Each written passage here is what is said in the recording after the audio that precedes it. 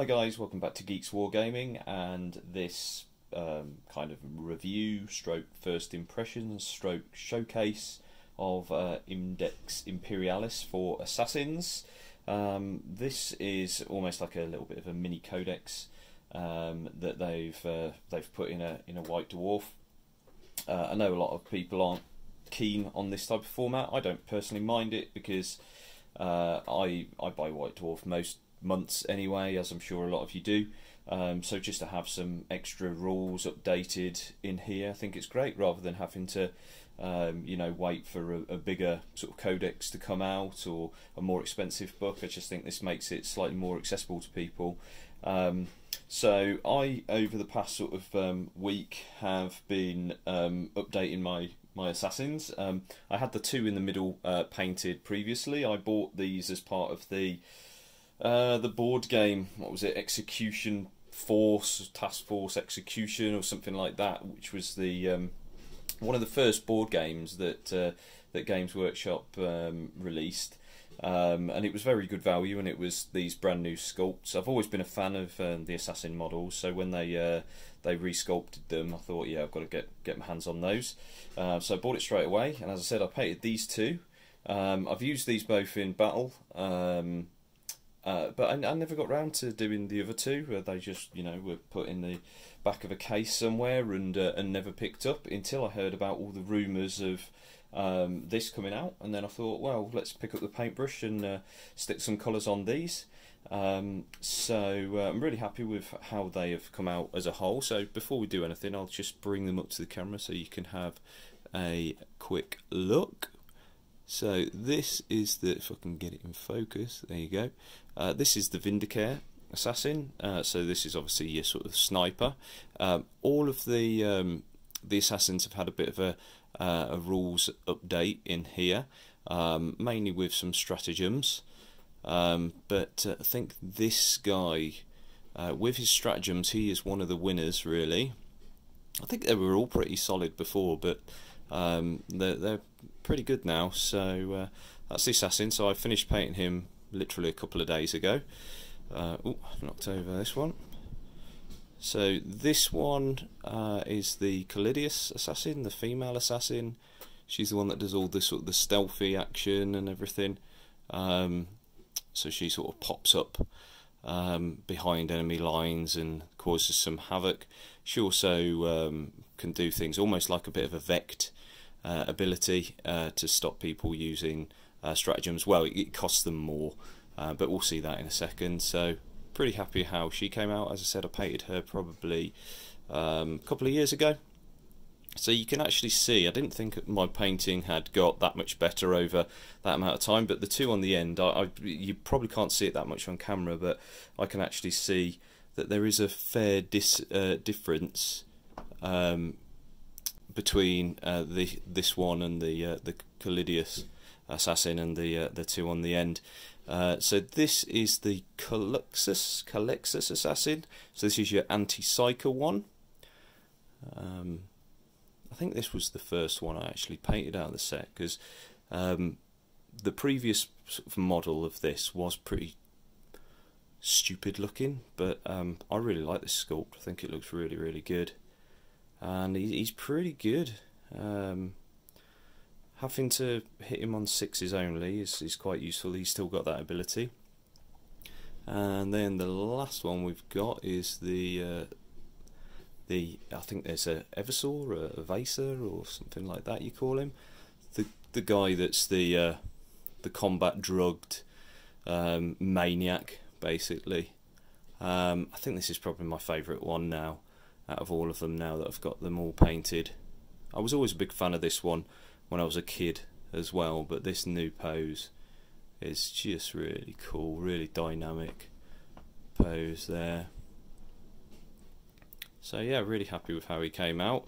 I've basically done the same technique across all of these to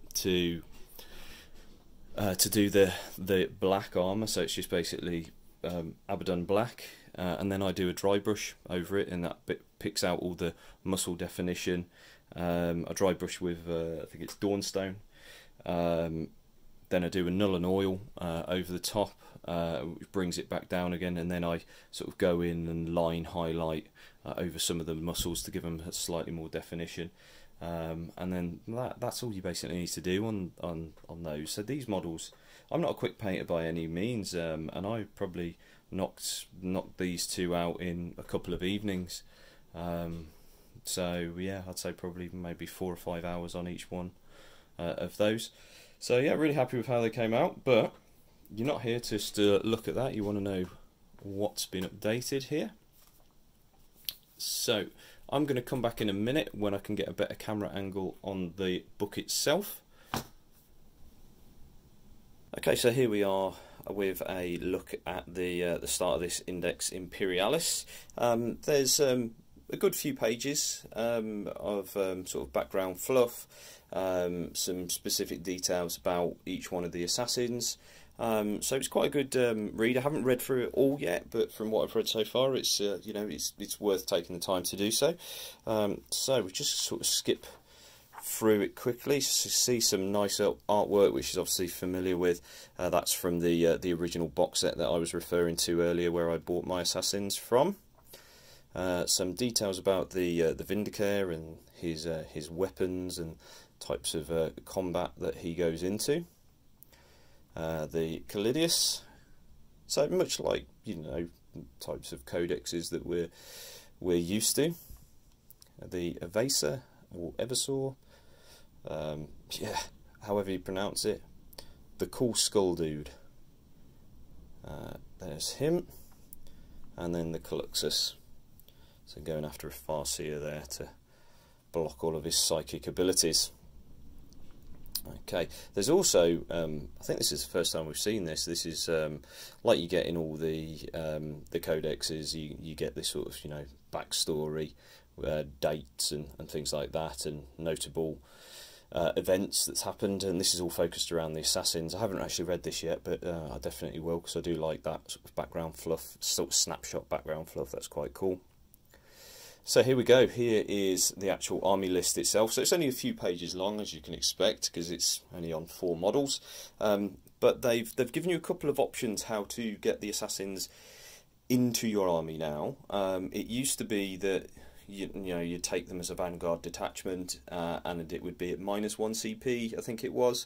So it was, if you wanted to just plug one in, then you know, you'd have to weigh up, was it worth it for that -1 CP?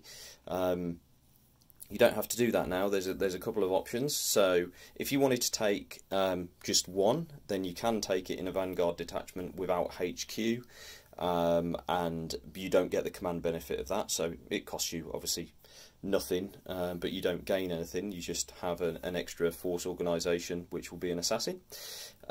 You can take all 4 of them, and it has to be one of each. And if you do that, it's a vanguard detachment, then you do get the benefit. That's what this detail is talking about here. So you get the +1 command point for that.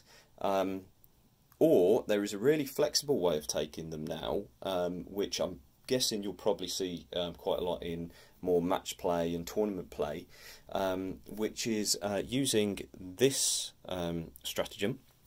And what that basically allows you to do is spend 1 command point, and then you can take an assassin of your choice. So this is as you're sort of mustering your force, so to speak. So you have to keep 85 points back in sort of reserve, or reinforcement points, I think they call it. And then you can look at the army that you're going against. So if you're going against Eldar, you'll go, right, okay, I'm going to spend 1 command point. I've got 85 points in the bag. I'm going to bring the Caluxus Assassin to shut down any psychic. If you're going against something that's got lots of sort of squidgy infantry, you know, like Imperial Guard or Tau or something like that, then the Eversaw might be a good choice, because the amount of attacks that he gets now, which we'll go into in a minute, he's good. So it just gives you that tactical flexibility. There are some generic assassin stratagems. So this one here, this is a little bit like their version of command point farming, and what that enables you to do is, if you kill a character with your assassin, you can spend a command point, and then you get 2 command points back. So yeah, you're basically farming command points based on the kills that you're doing. If the character you kill is the warlord, then you get 3 command points back. So there's some quite nice combinations that you can stack with that. So you could spend your command point, then you know, with if you're in an Imperial Guard detachment, obviously get the relic that allows you to get your command points back, or something like the Blood Angels or the Veritas Vitae or something like that. So you could end up, you know, killing a warlord and spending that, getting 3 command points, and still retaining your initial one. So you'd be technically 4 up, well, definitely 3 up for that. So that's quite a nice one. I think you'll see that used quite a lot. These 2 are specific to the Vindicare. This allows you to basically fire twice, but you have to choose a secondary target. Again, I think that could be quite useful.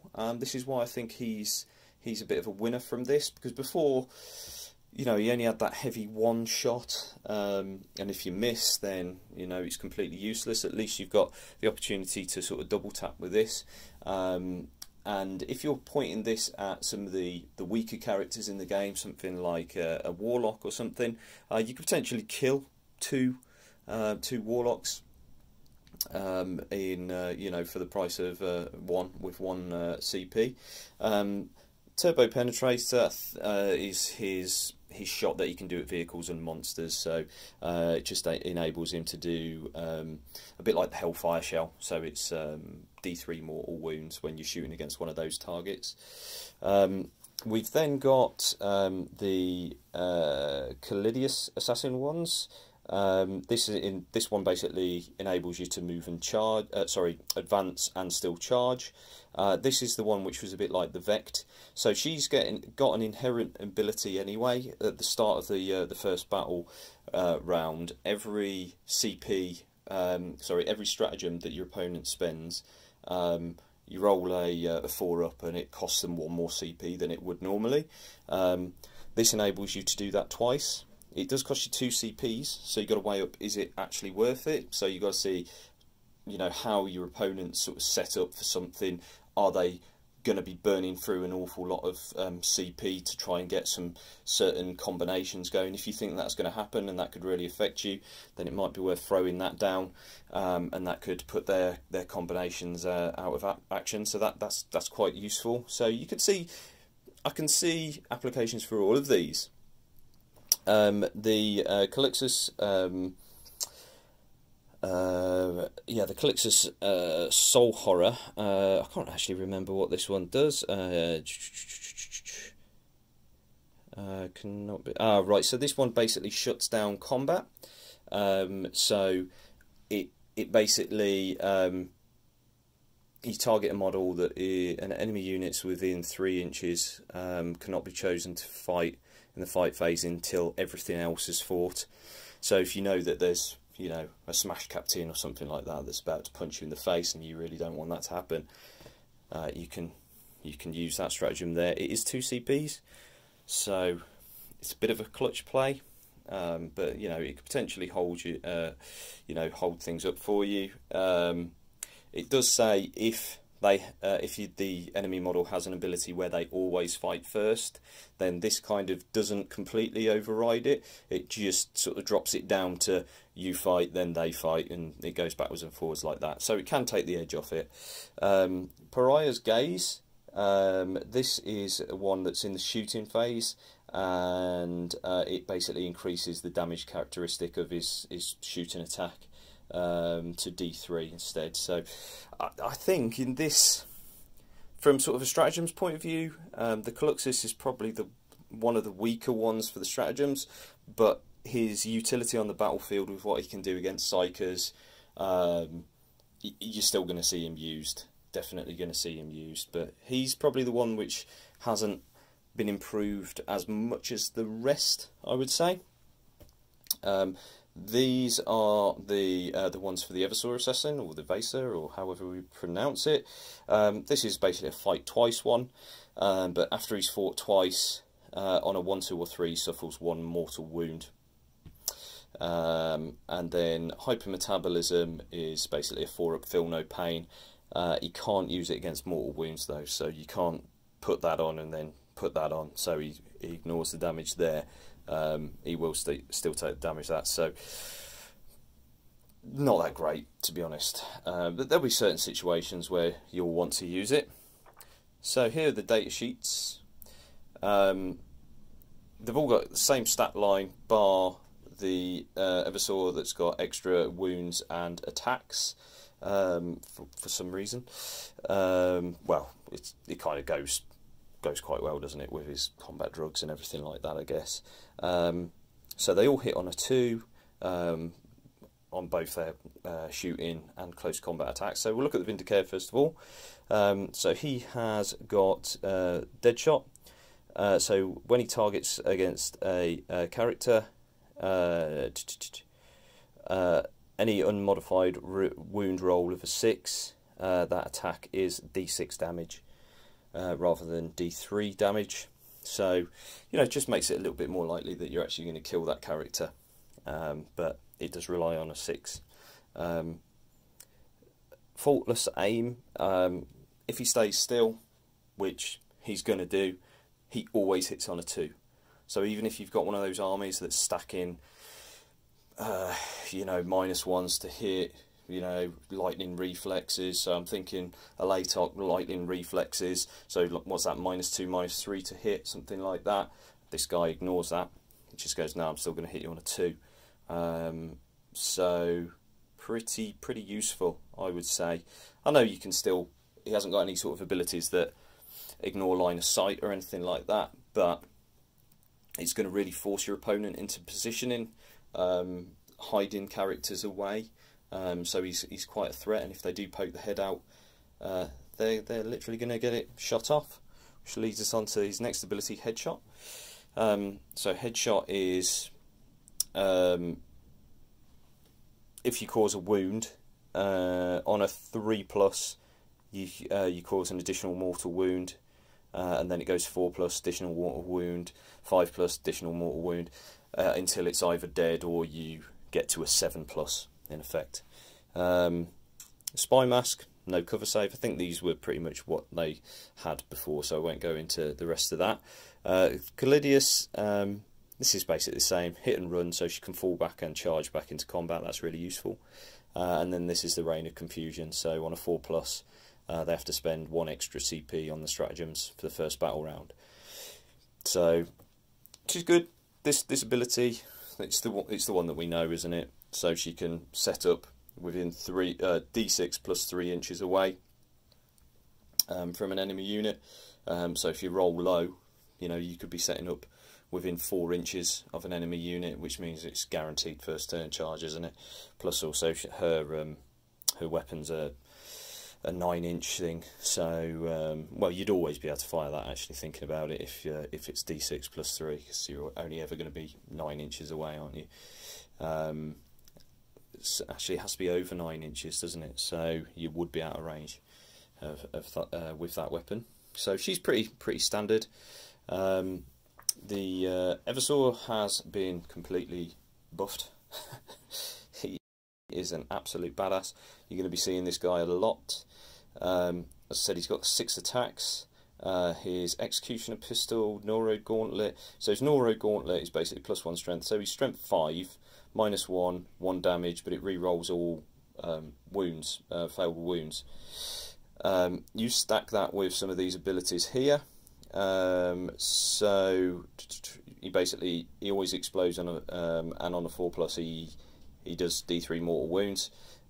Sentinel Ray, this is, if you're in combat with him, you're going to be in combat with him because that's where he's going to be. If you try and fall back from that combat, for each model, each time an enemy unit falls back whilst within 1 inch of this model can immediately make a shooting attack against that enemy unit as if it was a shooting phase. His pistol is a pistol 4. He's hitting on 2s, and you know, you're talking strength 4 -1, 1 damage. It re-rolls wounds against infantry. So you know, you've got a squad of guardsmen that wants to fall back from him, he's going to pop, you know, 2 or 3 of those just from falling back. If he's tied up sort of 2 or 3 units, from how I'm reading that, he could basically, the first unit moves away, he shoots them. Second unit moves away, he shoots them. Third unit moves away, he shoots them. Doesn't look like there's any restriction on that. I don't know if there's going to be an FAQ or something like that, but that looks like quite a strong ability. His Frenzone or whatever it's called, basically gets 3d6 charge range. So you can set this guy up 9 inches away from the enemy unit in a concealed position, and then he can still charge d3. So you're getting your charge off the turn that he turns up quite likely. It's more likely than less likely that that's going to happen. When he does charge, he gets 2 additional attacks. So he's 8 attacks on the charge, hitting on 2s, wounding most infantry on 3s, re-rolling. Bear that in mind, because then the next ability, Killing Rampage, every model that he kills gets an additional attack. So you throw him into a squad of guardsmen, 8 guardsmen, you kill 6 of them, 6 extra attacks that he gets. Now they don't sort of keep rolling on, but you know, you're potentially getting 16 attacks on the charge out of that guy. It's a little bit nasty. That is going to mince up some screens. Plus, this guy consolidates 6 inches. So you've got a line of guardsmen protecting, you know, their Lehman Russ or whatever it might be. You mince the line of guardsmen with your 16 attacks or whatever you manage to get, and then you consolidate 6 inches into what they were protecting. So that's a really good tactic that you can see being employed. Clux Assassin, he's pretty much as he was. He's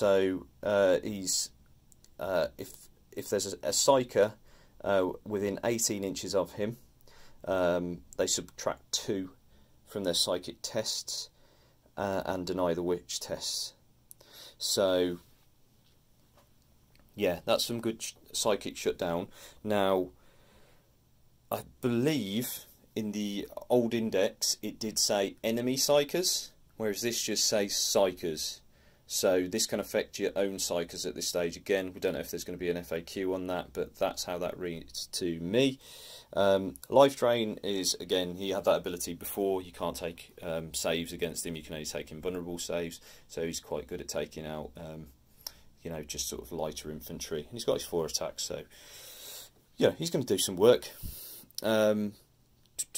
Next ability, yeah, basically you can only hit him on a 6+ with that ability, so that's pretty good. And then Psychic Assassin, attacks made by this model can target a character that is a psyker even if it's not the closest model.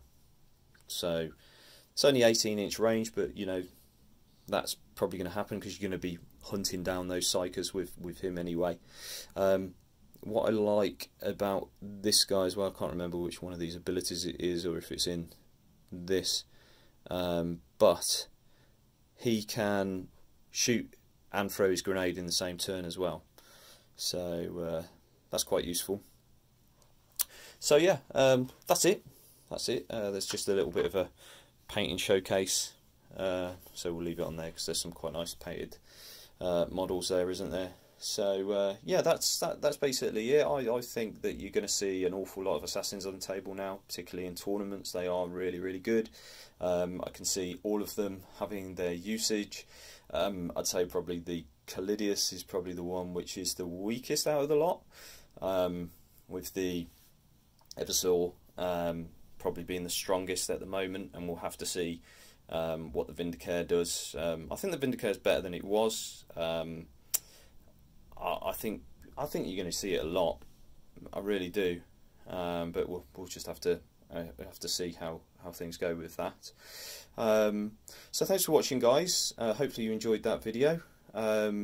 chuck us a comment down below. Which one do you think is going to be the strongest of these assassins, or any little dirty combinations that you can think of which I haven't thought of? It'd be great to hear what you think about these assassins on the table going forward. If you haven't already subscribed to the channel, we'd really appreciate it if you did so, and if you click the notification bell, it will mean that you don't miss any of our content. And yeah, that's it. So we'll see you in the next one, guys.